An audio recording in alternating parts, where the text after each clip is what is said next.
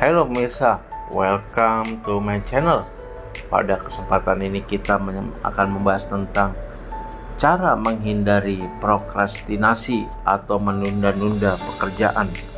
Simak selengkapnya dalam video kami berikut ini. Tetapi sebelum dimulai, dimohon untuk ketik like, subscribe, serta pencet tombol notifikasi dan tinggalkan komen demi kemajuan channel ini. Terima kasih pemirsa. Cara menghindari prokrastinasi atau menunda-nunda pekerjaan. Kita tahu kan rata-rata orang kita ya, orang Indonesia ini punya sifat yang agak ini pemirsa ya. Ya bukan berarti kita tidak memukul rata semua, tapi rata-rata memang kalau kita saksikan mungkin di kehidupan keseharian pemirsa sendiri ya, orang Indonesia ini rata-rata agak malas gitu, atau sikapnya kurang rajin gitu ya, atau pemalas ya kan, dan suka procrastination atau prokrastinasi yang artinya ya menunda-nunda pekerjaan ya, susah mau tindakan gitu, susah mau action, selalu ada dalih, ada alasan dan menunda-nunda pekerjaan. Walaupun memang ada beberapa juga keluarga kita yang industrious, yang rajinnya luar biasa, tapi memang sifat procrastination ini, sifat menunda-nunda pekerjaan ini, sifat malas ini memang secara umum ada di kalangan kita. Walaupun satu dua ada yang rajinnya luar biasa, misalnya kita tidak menutup mata seperti itu. Nah, seolah-olah ada bisikan-bisikan ya, kalau anak-anak gaul bilang seolah-olah ada monyet di dalam kepalanya yang menyuruhnya untuk udah santai aja, ngapain sih ini, udah ngopi dulu apa dulu gitu, sehingga akhirnya menunda-nunda pekerjaan. Nah, pada kesempatan ini saya akan membahas tentang bagaimana sih kita cara mengakalinya atau ngehack sifat kebiasaan itu ya, cara menghindari untuk prokrastinasi atau menunda-nunda pekerjaan. Yang pertama adalah kita ketahui para ahli expert psikologi itu dia ini pemirsa ya, mereka beranggapan bahwa memang manusia ini sifatnya senang berada di zona nyaman. Zona nyaman itu suatu keadaan atau suatu zona yang memang kita udah tahu dan kita udah menjalaninya hari-hari, dan kita untuk sudah nyaman di situ ya, sehingga kalau itu terganggu kita tuh keberatan, wah ini akan mengganggu zona nyaman saya, seperti itu kan. Jadi memang otak kita sebagai manusia memang senang bergerak di zona nyaman dan malas keluar ke zona yang tidak nyaman. Contohnya kalau kita pergi ke tempat yang gelap atau kita belum tahu situasi keamanannya di sana, atau hutan yang kita nggak tahu pom bensinnya di kilometer berapa, kita juga akan takut karena itu berada di luar zona nyaman kita ya. Atau kalau kita ngechat orang yang kita ada hati, kita suka, kita tuh jadi resistensi karena takut ditolak, dan akhirnya kita jadi nggak nyaman, seperti itu ya. Nah, kalau kita mau maju, kita harus melawan itu, resistensi itu pemirsa ya. Tapi memang sifat manusia yang bergerak di zona nyaman ini tidak bisa secara frontal ya, secara frontal ataupun fundamental kita lawan habis-habisan, tidak bisa seperti itu pemirsa. Tetap kita harus ya, kalau para ahli bilang ya tetap kita seolah-olah kita bukan seolah-olah ya, kita tetap bergerak di zona nyaman kita, tapi kita keluar pagar sedikit demi sedikit gitu kan. Contohnya kalau kita mau nge-gym nih, kita waduh nge-gym nanti di sana bagaimana ya, waduh ada orang aneh nggak, waduh saya dikatain nggak badan saya kurus gini atau gimana ya kan, itu kan berada di luar zona nyaman kita. Nah, kita ya jangan terlalu frontal, malah kita nggak ini, ya udahlah, yang penting kita targetnya nongol aja dulu di gym ya kan. Hari ini nongol dulu di gym, di tempat fitness nongol, besok baru nongol buka ambil satu barbel ya, biar tahu lama-lama nongol dan ambil satu barbel, gym itu menjadi satu zona nyaman kita itu, sedikit demi sedikit tapi ya. Seperti itu pemirsa ya. Atau kalau kita mau baca buku 1000 halaman, kalau kita disuruh baca buku 1000 halaman, wah kita langsung lemes pemirsa ya.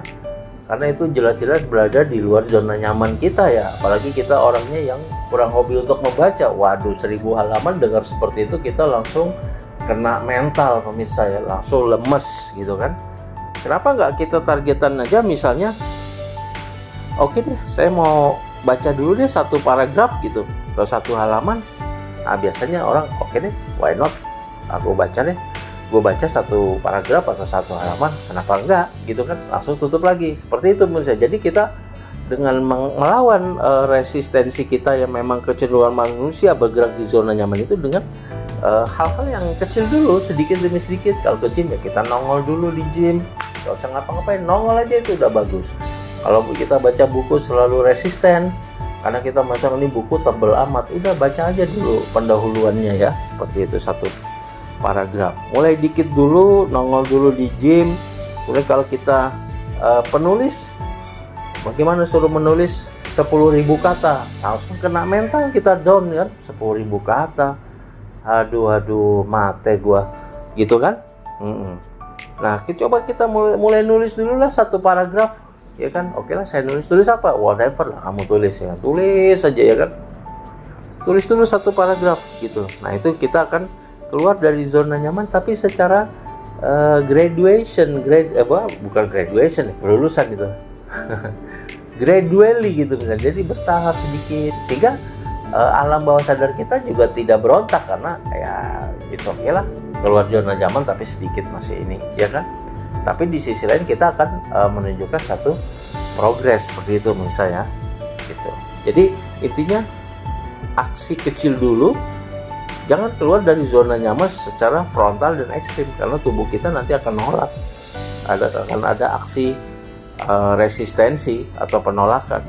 Tapi secara perlahan-lahan keluar dari zona nyaman sedikit demi sedikit, sampai itu sudah menjadi zona nyaman kita, terus keluar lagi sedikit-sedikit sampai juga yang sedikit tadi sudah jadi zona nyaman kita. Akhirnya secara tidak sadar zona nyaman kita menjadi sedikit lebih luas, dan akhirnya terus seperti itu. Lama-lama ya kita sebenarnya kita sudah keluar dari zona nyaman kita, tapi kita tidak terasa seperti itu.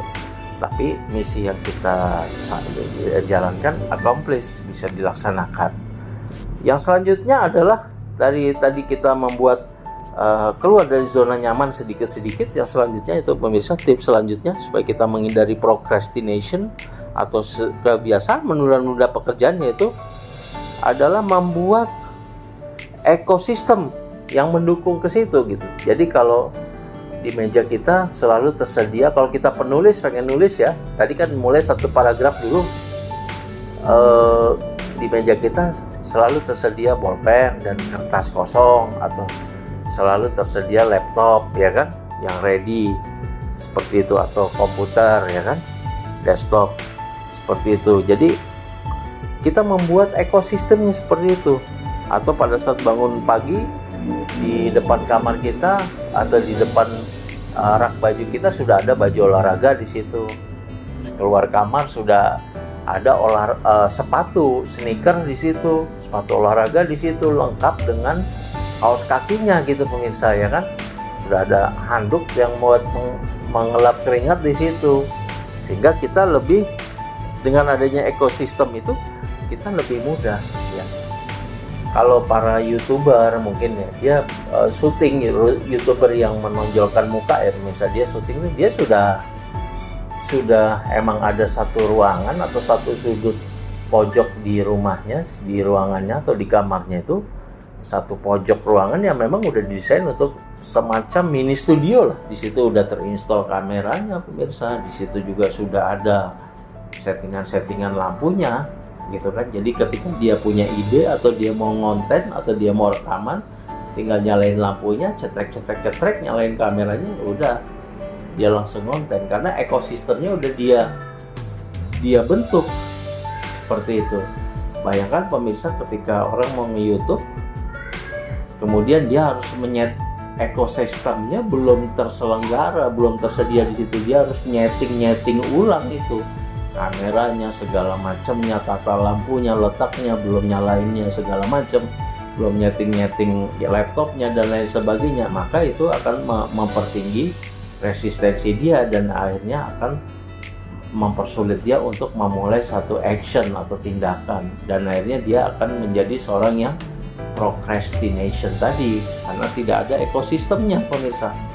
Sama kalau kita ke gym ya, kita harus nyari sepatu dulu, kaos kaki juga ditaruh di mana nggak tahu, kemudian baju olahraga kita juga belum dicuci, atau mungkin yang ada juga di lemari yang di urutan belakang pemirsa. Maka itu secara ekosistem akan sulit, sehingga kita akan menjadi orang yang selalu menunda-nunda ataupun menjadi orang yang procrastination tadi. Tetapi kalau kita sudah bisa menyiapkan tadi ekosistemnya itu pemirsa, maka kita tidak jadi orang yang menunda-nunda gitu loh. Seperti itu menurut saya. Sudah tinggal tadi seperti YouTuber, dia mau bikin konten karena udah tercipta ekosistemnya, maka dia tinggal cetrek nyalain lampu segala macam, kameranya nyalain, dia on, udah langsung bisa rekaman dalam 1-2 menit gitu kan. Gitu. Dan setelahnya tinggal dimatiin, besok lagi atau nanti malam ada ide lagi, dia udah bisa rekaman lagi dalam 1-2 menit. Itu tadi tipsnya. Dan tips ketiga untuk menghindari procrastination, di samping tadi adalah keluar dari zona nyaman secara sedikit-sedikit, selanjutnya adalah membangun ekosistemnya, dan yang ketiga adalah jangan hanya membuat to-do list. Oh saya mau ke pasar, oh saya mau membuat video, oh saya mau nge-gym saya ini. Kebanyakan to-do list seperti itu akhirnya kita hanya PHP gitu kan. Kita catat, tapi kita tidak punya komitmen untuk melakukannya. Akhirnya kita semakin bertambah santuy. Akhirnya tidak pernah terlaksana gitu. Kembali lagi terjadi procrastination. Jadi jangan hanya membuat to-do list ya, mau mengerjakan ini itu, tapi bikinlah time boxing. Bahwa misalnya kita seorang YouTuber, kita alokasikan besok hari Sabtu sore saya sudah nggak kerja lagi, dari jam 3 sampai jam 5 sore atau menjelang maghrib saya akan membuat video YouTube atau konten YouTube, dan benar-benar dikerjakan. Itulah rahasia orang-orang yang terkaya di dunia atau orang-orang yang paling sukses di dunia. Dia bukan hanya to-do list yang tidak jelas kapan dia harus mengerjakan dan kapan batas waktunya, tapi dia mempunyai time boxing. Jadi dia kerja seperti singa yang sedang berburu makanan ya. Jadi kalau singa itu kan dia berburu makanannya itu kijang ya kan, rusa yang berat-berat juga. Nah pada saat dia berburu itu benar-benar dia kejar benar, ya kan, sampai dapat, ya kan. Wah, mati-matian dia, sprint gila-gilaan si singa ini. Tapi setelah itu dia istirahat, ya kan. Itulah yang namanya time boxing ya. Itu. Nah itu pemirsa ya. Jadi kalau to-do list ya bagus sih to-do list. Cuma kadang-kadang to-do list ini terjebak dengan tidak adanya deadline. Kalau time boxing mau nggak mau, kayak tadi kita mengalokasikan waktu seperti itu, kita akhirnya mau nggak mau kita harus berbuat banyak. Demikianlah pemirsa bahasan kita kali ini tentang tips-tips cara menghindari procrastination. Jangan lupa ketik like, subscribe, serta pencet tombol notifikasi dan tinggal komen demi kemajuan channel ini. Demikian pemirsa, terima kasih atas perhatiannya. See you on my next video. Terima kasih.